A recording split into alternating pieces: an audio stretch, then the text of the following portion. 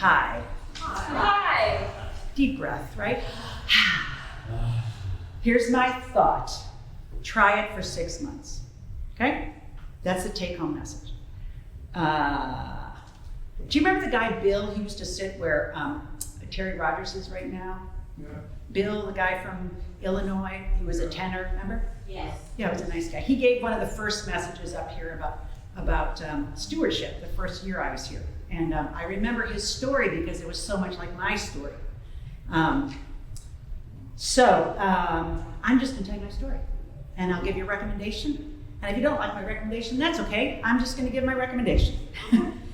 I grew up, like Bill, I grew up tithing. And in my house, when I was a kid, you know, we had 50 cents for our allowance, and my dad gave us a quarter and 20 and 5 nickels, and we always had to have 1 nickel for Sunday school when we went to church on Sunday. You had to have your offering with you when you got in the car. And then when I was in high school, I started a cleaning business called Mini Maids. Mm-hmm. I was really good at house cleaning then. And I earned $3 an hour, and I always made sure I put 30 cents. For every $3 I earned, I put it and I gave it to the church. In 1981, with $40,000 of medical school debt, I earned my first real salary of $16,500. And I gave $1,600 that year to the church and other charities. That hurt, because I had this $40,000 in debt sitting here, and it hurt, but I did it.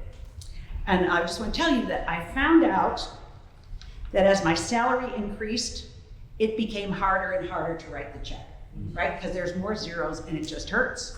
Mm-hmm. So I get miserly with God. And to be honest, for me, one of the great things that St. Dunstan's has is they have auto withdrawal. And so I don't have to be holy or anything. I can just be intentional and it's gone. So people, I suggest auto withdrawal. It's a decision that I've made. It's not a feeling that I have. I just made the decision and the money's gone. Now, it's a habit that I'm committed to, and I just do it. So why do I think intentional, mindful, regular, planned giving, isn't that long, is a good idea? Why do I recommend it to you? Well, first, there's a lot of real estate in the Bible about money and our relationship to it.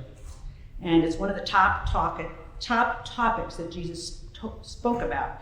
And for him, it wasn't a suggestion, it was a command. And you know, when you get the command, you gotta kind of take it seriously.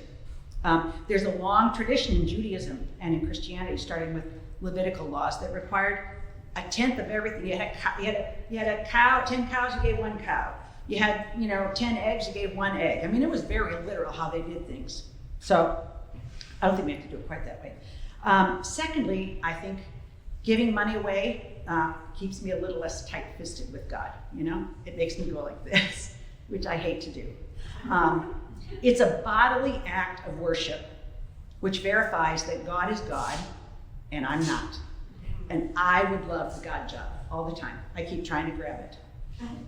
Thirdly, I think regular giving is a good practice for believers and unbelievers. Not just super wealthy, but for regular people, because think about what the world would be like if your kids, your neighbors, your family, if everybody just gave away 5 to 10%, there'd be enough money for everything. And that brings me to giving, and plenty is part of God's economy.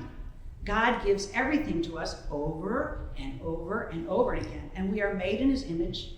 He wants us to give because it's good for us. God's economy is an economy of plenty. We tend to think that we have an economy of scarcity. Will there be enough for me? But God gives and gives and gives to us. Okay, now here's one thought for you. I'm going to leave you with this. This is my 6-month routine. If this Christian discipline is not one that you've initiated, consider this. Give intentionally and mindfully on a regular basis for 6 months. Why do I pick 6 months? When I was looking for a church, I heard this preacher on the radio being asked, what church do you go to? And this was Eugene Peterson. He said, well, you go to the church in your community and you sit your butt in the pew and you stay there for 6 months. So I'm going to suggest you do the same thing. Try doing this for 6 months. If you make $100, and $10 sounds like it's too much to give away, we'll start with $2. See how that works. I think that you will find out that there's enough to live on. And when you find out that there's enough to live on, you go, oh, God's in charge. He's taking care of me. So, 2 final thoughts to my little mini sermon. Sorry here. Jesus only told one man to sell everything and give it to the poor and follow him, and Lynn referenced it today. Oh, that's the only time Jesus ever said that to anybody. Nobody in the church is asking you to sell everything and give it to the church. Okay?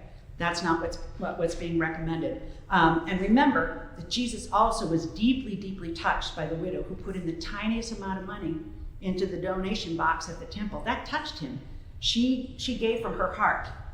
Nobody could really tell us how much to give, but if you don't have a regular, intentional habit, mindful habit of giving to God, I strongly suggest you consider this. Go where God leads you. Thank you.